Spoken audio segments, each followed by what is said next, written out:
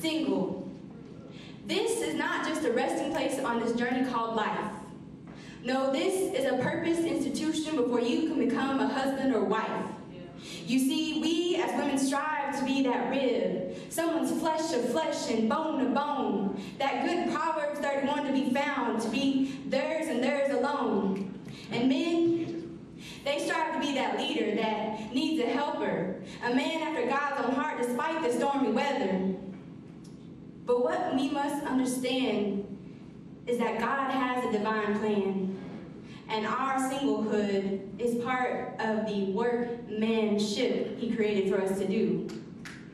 Before your lips start to utter, I love you, stop and reflect on the relationship that should come first in your life. An unmarried woman, that is not some man's wife, is to be devoted to the Lord in both body and spirit.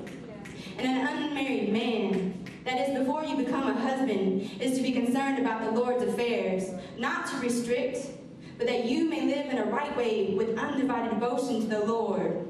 What I'm trying to get you to understand as I cut through the lies of the world with the sword is, you don't have to wait for any women or men to affirm who you are and what God has spoken.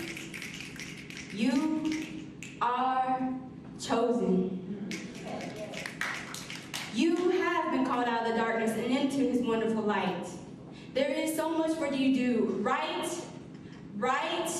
now. Don't question and wonder how and when your knight in shining armor will ride in, when that fair maiden will appear. There are so many others that need your help as sisters and brothers. There is plenty of time, trust me, to be daddy and mothers. It is written, there is a time and season for everything, every activity under the sun. Please, don't wait until it's too late to realize what God's will is to be done. You are called to honor. You are called to serve. Don't just spectate, don't just observe. You are called to love. You are called to worship. Therefore, offer your bodies as living sacrifices, holy and pleasing to God in your singleness.